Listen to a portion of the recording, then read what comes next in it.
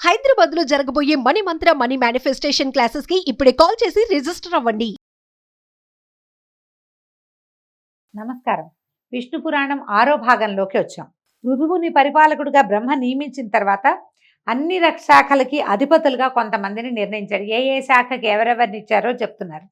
నక్షత్ర గ్రహ విప్ర తపోయజ్ఞ వృక్షలతా గుల్మాదులన్నిటికీ చంద్రుడట. నక్షత్రాలకి, గ్రహాలకి, బ్రాహ్మణులకి, తపస్సుకి, యజ్ఞానికి, వృక్షాలకి, లతలకి, గుల్మాదులంటే పొదలు, వాటికి చంద్రుడట.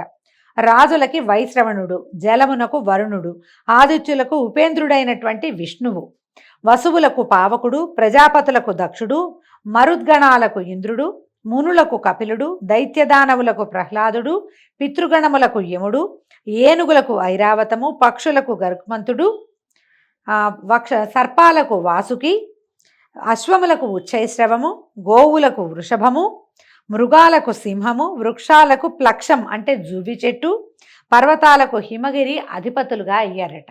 ఇప్పుడు చెప్పిన వీళ్ళందరూ కూడా విష్ణువంశతోటి పుట్టిన వాళ్ళేనట. ఆయన ప్రభావం లేకపోతే ఏదీ లేదు. పాలకుని యందు విష్ణుభావం లీనమై ఉంటుంది. మనం ఇప్పటికీ ఏవైనా కొన్ని కథలు చెప్పేటప్పుడు చెప్తాం, నా విష్ణు పృథివీపతి అని. రాజులు ఎవడైతే పాలకుడుగా ఉంటాడో అతను విష్ణువంశ సంభూతుడుగా అయి ఉంటాడు. ఇప్పుడు పాలకులు లేరు కాబట్టి అధికారులను కూడా అలాగేనని ఒక గ్రూపుకి అధిపతి ఎవడైతే ఉన్నాడో అతని యందు విష్ణువు యొక్క వ్యాపనశీలకత్వం అత్యంత సహజంగా ఉంటుందన్నమాట.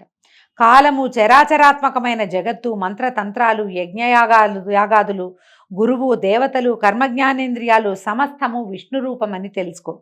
అలాగే వేదాలు, ఉపనిషత్తులు, శాస్త్రాలు, ధర్మశాస్త్రాలు, పురాణాలు, అనువాకాలు, కావ్యాలు, సంగీతాది విద్యలు, మూర్తామూర్తాలు ఆ పురుషోత్తముని యొక్క మూర్తి భేదాలని గ్రహించు. వీటన్నిట్లలోనూ అంతర్లీనముగా విష్ణువంశే ఉంటుందట.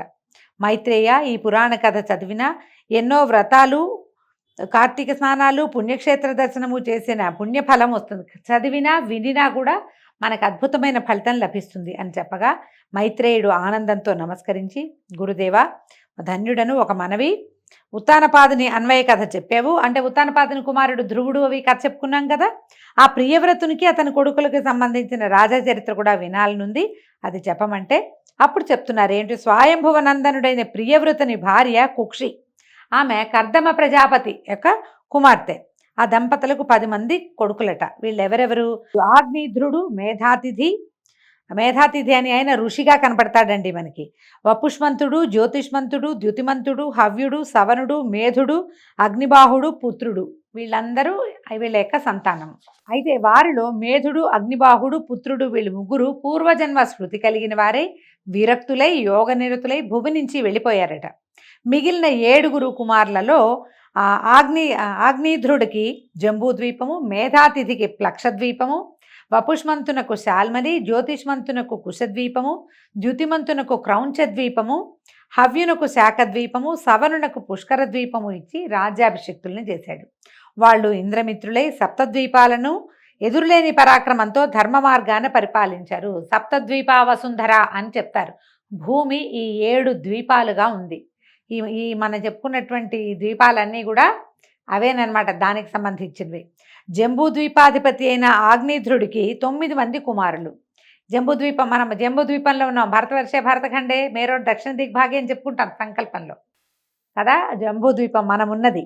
దీనికి నాభి, కింపురుషుడు, హరివర్షుడు, ఇలావృతుడు, రమ్యుడు, హిరణ్వంతుడు, కురుడు, భద్రాశ్వుడు, కేతుమాలుడు అని ఇంతమంది కుమారులు ఉన్నారట. 9 మంది. ఆ తండ్రి జంబూద్వీపాన్ని 9 భాగాలుగా చేసి ఇప్పుడు ఈయనేం చేశాడు, తనకి లభించినటువంటి జంబూద్వీపాన్ని మళ్ళీ 9 భాగాలుగా చేసి వరుసగా వీళ్ళని రాజుల్ని చేశాడు. తర్వాత ఏం చేశాడు, సాలగ్రామ తీర్థానికి వెళ్ళి తపస్సు చేయటం మొదలుపెట్టాడు. ఆ కొడుకులు పాలించేటువంటి నవఖండాలు, 9 ముక్కల భూభాగాలు వారి పేర్లతోటే వర్ష సంజ్ఞలు కలిగినవి అయ్యాయి. దాంట్లో ఏమిటి, నాభి హిమగిరికి దక్షిణ భాగంగా ఉన్న భూమికి అధిపతి అయ్యాడు. అతని కొడుకు వృషభుడు. అతనికి 9 కొడుకులు. వాళ్లలో పెద్దవాడు భరతుడు. ఆ భరతుడు భూపతి అయి శత్రుభంజనుడు, ప్రజానురంజనుడై భూమిని పరిపాలించి ఇంద్రునకు పరమ ప్రేమాస్పదుడై యజ్ఞాలు సురనర ప్రీతిగా చేసి పూర్వుల కీర్తికి మిన్నగా కీర్తినార్జించాడు. వాని పేరుతోటి నాభివర్షం భరతఖండంగా ప్రసిద్ధమైంది. వాని తండ్రి భూభారమంతా కొడుకు మీద ఉంచి తపశ్చర్య కోసం పులహాశ్రమానికి వెళ్ళిపోయాడట. చిరకాలము రాజ్యాన్ని పాలించి కొడుకైనటువంటి సుమతిని అతని పట్టాభిషిక్తుని చేసి సాలగ్రామ క్షేత్రానికి వెళ్ళాడు. పతిని ఆరాధించి తనుత్యాగం చేసి లక్ష్మీపతిని ఆరాధించి తనుత్యాగం చేసి మలి జన్మలో బ్రాహ్మణుడుగా పుట్టాడట. భరతనందనుడైన సుమతికి కలిగిన సుతుడు ఇంద్రద్యుమ్నుడు. అలాగా భరత వంశం విస్తరించిందట. ఈ ఇంద్రద్యుమ్నుడి కథ మనం నాడీజంగుడు కథ ఆ కథల్లో చెప్పుకుంటాం. ఇంద్రద్యుమ్నుడు ఎన్నో యజ్ఞాలు యాగాలు చేశాడని, అతను అపారమైన కీర్తిని ఆర్జించాడని చెప్పుకుంటాము. ఈ పరాశరుడు చెప్తే ఇప్పుడు ఇక భూమండల వైశాల్యము, సప్తద్వీప చరిత్ర, నదీసాగర పర్వత విస్తార విషయము, సురాసుర గంధర్వ నగర వృత్తాంతము తెలుసుకోవాలని ఉంది. అవన్నీ చెప్పమని అడిగితే ఇప్పుడు ఈ గురువుగారైన పరాశరుడు శిష్యుడైన మైత్రేయుడికి ఇలా చెప్తున్నాడు. సమగ్రంగా చెప్పడం చాలా సమయం పడుతుంది ఆయన, సంగ్రహంగా చెప్తాను, మొత్తం చెప్పను, కొంచెం బ్రీఫ్గా చెప్తానన్నారు. ఏమట, సప్తద్వీపాలకి 7 ద్వీపాలకు చుట్టూ లవణ, ఇక్షు, సుర, సర్పి, దధి, క్షీర జల సముద్రాలు ఉన్నాయి. అవి ఒకదానికంటే ఒకటి 2 ఇంతలు విస్తీర్ణాలు. ఈ ద్వీపాలకు నడుమ ఉన్నదే జంబూ ద్వీపం. దాని మధ్యనున్నది మేరు పర్వతం. అది యక్ష, కిన్నర, గంధర్వ, తాపస దేవతల నివాసంగా చెప్పదగింది. దానికి దక్షిణంగా హిమగిరి, హేమకూటము, నిషధ పర్వతము తూర్పు పడమర దిక్కులకు వ్యాపించి సమున్నతాలుగా ఉన్నాయి. నీలాచలము, వెండికొండ మేరు పర్వతానికి చెప్పవలసినటువంటి శిఖరాలట. ఒక్కొక్క పర్వతం 2000 యోజనాల విస్తీర్ణం, ఔన్నత్యం కలవయి దక్షిణోత్తర భాగాలలో ఉంటాయి. తూర్పున దేవకూటం, పడమటన జఠర పర్వతం ఉన్నాయట. మేరు పర్వతానికి దక్షిణ భాగంలో భారత కింపురుష హరివర్షములు, ఉత్తరాన రమ్యక హిరణ్మయ కింపురుష వర్షములు, తూర్పున భద్రాశ్వ వర్షము, పడమటను కేతుమాలా వర్షము, వాటి నడుమున ఇలావృత్త వర్షము ఉన్నాయి. పాతకాలపు పేర్లు కదా, వీటన్నిటిని నిరూపించగలిగే సామర్థ్యం అయితే మనకి పెద్దగా లేదండి. ఏదో ఒకటి ఎరా కొన్ని ప్రాంతాలే తెలుస్తాయి. హిస్టారికల్గా తెలిసిన ప్లేసెస్ని మనం ప్రస్తుతం ఉన్న పేర్లు చెప్పుకోగలుగుతాం. ఇవి పురాతనపు పేర్లు కాబట్టి అవి ఎలా ఉన్నాయో యథాతథంగా అలాగే చెప్పుకుంటున్నాం. మేరుగిరికి తూర్పున మందరగిరి, దక్షిణాన గంధమాదనము ఉన్నాయి. మందరము పేరు మనకు తెలుసు, గంధమాదన పర్వతము మనకు తెలుసు. దాని శిఖరము నందు రావి, నేరేడు, కడిమి, మర్రి చెట్లు జెండాల్లాగా దుబ్బుగా ఎత్తుగా పెరిగిన ఉంటాయి. జంబూ వృక్షం పేరుతోటే ఆ ద్వీపానికి ఆ పేరు ప్రసిద్ధమైంది. దాని ఫలాలు ఏనుగంతలేసి ఉంటాయట. జంబూ ఫలాలంటే నేరేడు పళ్ళు అండి. ఆ పళ్ళు హేమకూటాచలం సానువలలో పడి చితికి రసం కారుతూ ఉంటుందట. ఆ ప్రవహిస్తుంది. అది మేరుగిరి చుట్టూతా కమ్మి ఉంటుంది. ఆ ప్రవాహాన్నే జాంబూనదం అని పేరుంది. ఆ ఫలరసం తాగుతూ అక్కడ ఉండేవారికి ఎలాంటి రోగాలు రావు. జాంబూనదం అంటే బంగారం అనే అర్థం కూడా ఉందండి. ఇంకా ఈ ముసల్తనం రాదుట, రోగాలు రావట, దేవతలకు సాటిగా సుఖజీవులు అవుతారట. ఇంకా విశేషం ఏంటంటే ఆ ఫలరసం తాకిన మన్ను బంగారం అవుతుంది. అందుకనే బంగారానికి జాంబూనదం అనే చక్కటి పేరు కూడా ఉంది. చైత్రరథము, గంధమాదనము, వైభ్రాజితము, నందనము అనే ఉపవనాలు, అరుణాధర మహాపద్మనీలోదక మానసములు అనేటువంటి సరస్సులు మేరుగిరికి తూర్పు మొదలుగా 4 దిక్కులుగా ఉండి దేవతలకి అనుభవాలుగా ఉన్నాయి. వాళ్ళ దేవతలు తిరుగుతారట అక్కడ. అలాగే ఆ బంగారు కొండకు నలుదిక్కులా గొప్ప పర్వతాలు ఉన్నాయి. అలాంటి మేరు పర్వతం మీది దేవరాజధాని 14,000 యోజనాల వైశాల్యంతో సువర్ణరత్న స్థగిత గోపుర భవనాలతో త్రిజగన్నుతమై ఉన్నది.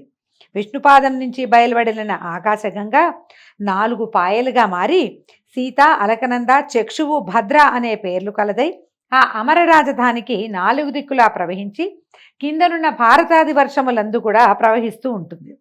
వాసుదేవుడు భద్రాశ్వ వర్షమునందు హయగ్రీవ రూపంతోనూ, భారత వర్షమున కూర్మ రూపంతోనూ, కేతుమాలా వర్షంలో వరాహ రూపంతోనూ, కురువర్షంలో మత్స్య రూపంతోనూ, తక్కిన వర్షములందు వివిధ రూపాలతోనూ భగవంతుడు స్వరూపాన్ని మార్చుకుని ఉంటాడట. అలాంటి కింపురుషాది వర్షములందు ఉన్నవారికి శోకము, ఆయాసము, ఉద్వేగము, దీపనము అనేవి ఉండవు. చిరంజీవులై సుఖ సంతోషాలతోటి ఉంటారు. భారత వర్షమునందు ప్రత్యేకించి కులపర్వతాలు, మహానదులు చాలా ఉన్నాయి. హిమగిరి నుంచి దక్షిణ సముద్రం వరకు 9,000 యోజనాల విస్తీర్ణం కలదే భారత వర్షం ఉంది. మనం చెప్పుకుంటాం కదా మన దేశం గురించి. అది కర్మభూమిగా ప్రసిద్ధమైనది. పుణ్యాత్ములకు స్వర్గమోక్షప్రదం. మునులు, సురలు భారత వర్షమునందు నివసించాలని కోరుకుంటారు. జప, తపోదాన యజ్ఞాదులు యథాశక్తిగా చేసి తాము కోరే పుణ్యలోకాలు చేరడానికి భారత వర్షమే ప్రధాన పీఠం. అందుకే ఇది కర్మభూమి, ఇది కర్మభూమి, వేదభూమి లాంటి మాటలు వింటూ ఉంటాం. మన దేశం యొక్క గొప్పతనాన్ని పురాణంలో చదువుకోవటం చాలా సంతోషకరమైన విషయం అండి. మలయము, మహేంద్రము, శుక్తిమంతము, వింధ్యము, పాఠ్యాంతరము, వృక్షము, సహ్యగిరి అని ప్రసిద్ధములైన కులపర్వతాలు భరతఖండానికి భవ్యాలంకారాలు. ఇప్పుడు మనకు తెలుసు వింధ్య తెలుసు, సహ్యాద్రి తెలుసు, ఇవన్నీ మనకి తెలిసినవే కదా. మహేంద్ర తెలుసు, అయితే మలయ కూడా తెలుసు మనకి. శతద్రు, చంద్రభాగ అనే నదులు మహేంద్ర పర్వతం నందు, వేదస్మృత్యాదులు పారియాత్రమునందు, నర్మదాదులు వింధ్యమునందు, తాపి పయోష్ణి నిర్వింధ్యాదులు వృక్షమునందు, గోదావరి భీమరథి కృష్ణవేణ్యాదులు సహ్యాద్రియందు, తామ్రపర్ణి కృతమాలాదులు మలయ పర్వతమునందు, ఋషికుల్యాదులు శుక్తిమంతమునందు ప్రభవించాయి. ఇవన్నీ ఇక్కడ పుట్టినాయి. ఏ నది ఎక్కడ పుట్టిందో మనకు తెలుసండి. నదీ ప్రాంతాలు మనకు తెలుసు కదా. గోదావరి ఎక్కడ పుట్టింది, కృష్ణ ఎక్కడ పుట్టింది, త్రివేణి సంగమం ఎక్కడ జరుగుతోంది, గంగా నది ఎక్కడ భూమి మీద పడింది, ఇవన్నీ సరస్వతి నది ఎక్కడ మాయమైంది, ఇవన్నీ కూడా మనం హిస్టారికల్ ప్లేసెస్గానే చాలా గుర్తుపడుతున్నాం, మనకి తెలుసు స్పష్టంగానే. ఇలా ఎన్నో పుణ్య నదులు ఉన్నాయి మనకి. భారతవర్షానికి 4 వైపులా 1000 యోజనాల విరివితో 9 ద్వీపాలున్నాయి.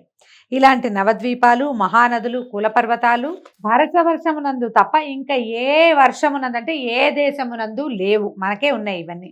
ఈ విధంగా భారతవర్షము కర్మభూమి, పుణ్యభూమి అయింది. మిగిలినవన్నీ భోగభూములు మాత్రమే. ఇదొక్కటే కర్మభూమిగా చెప్పబడుతోంది.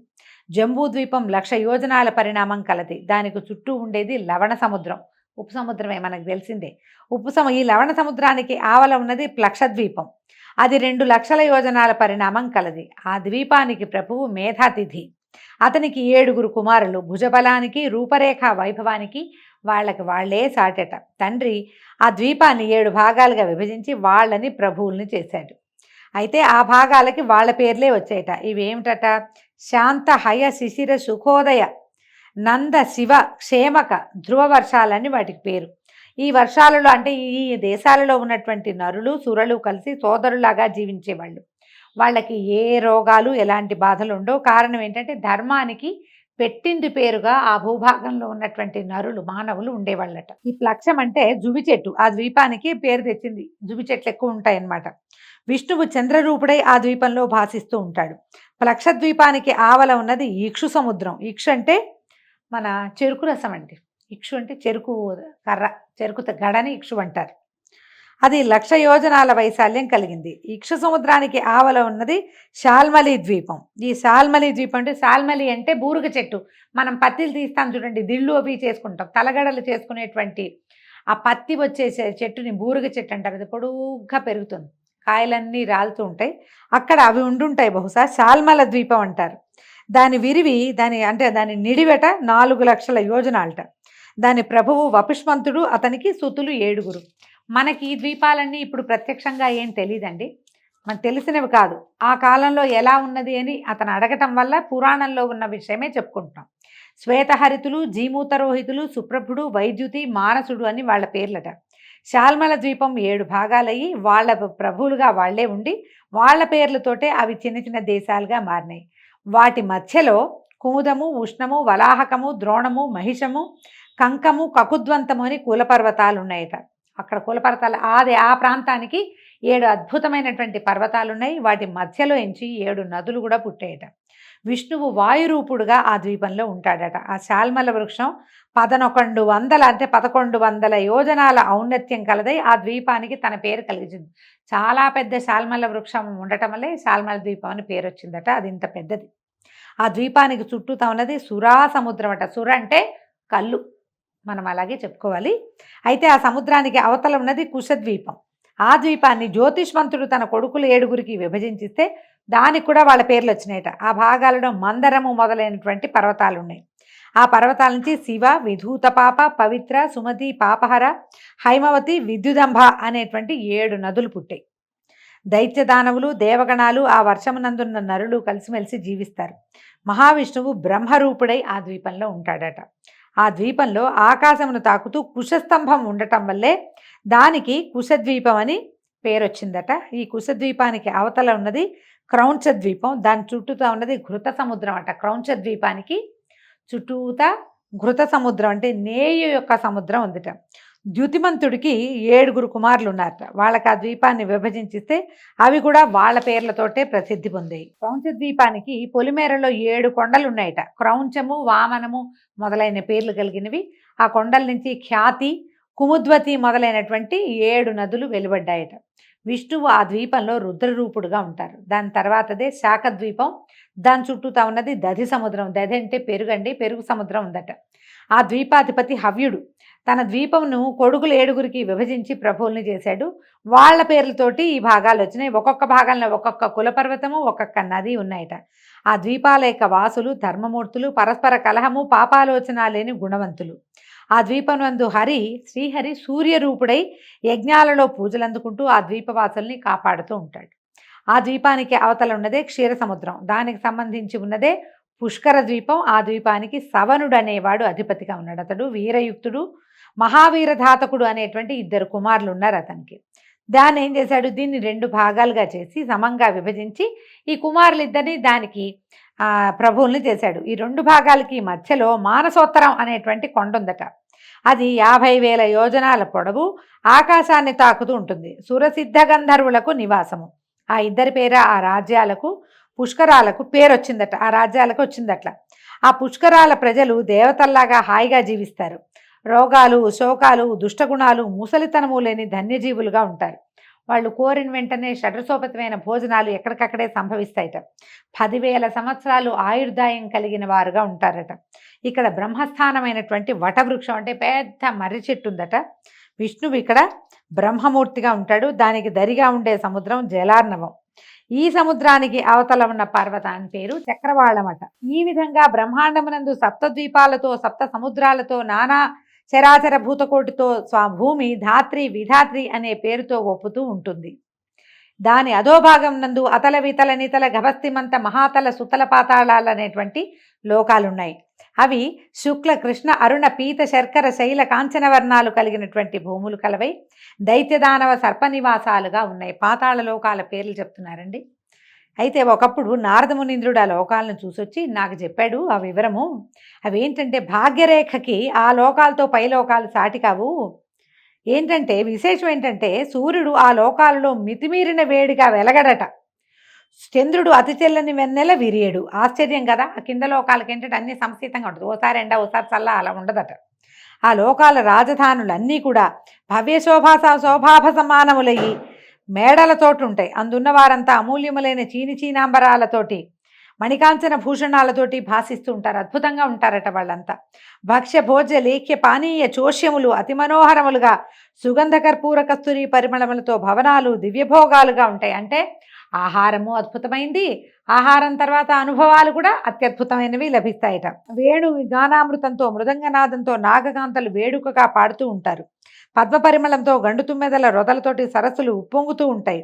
అరపండిన ఫలవృక్షాలతోటి ఆ నాగకాంతల విహారారామాలు నిత్యనూతన వికాసంతో ఒప్పారుతూ ఉంటాయి. ఇవన్నీ మనకు ఎలా లభిస్తాయండి? ఓన్లీ కథల్లో మాత్రమే లభిస్తాయి. పాతాళ లోకం అత్యద్భుత లోకంగా ఒప్పారుతూ ఉంటుందని నారదుడు ఒకప్పుడు ఎప్పుడో పరాశరుడికి తెలియజేశారట. అయితే ఇక్కడ ఒక చిత్రమైన విషయం చెప్తున్నారండి. అలాంటి పాతాళానికి కింద అపర పురుషోత్తముడు అనంతుడు సమధికైశ్వర్యంతో విరాజిల్లుతూ ఉంటాడు.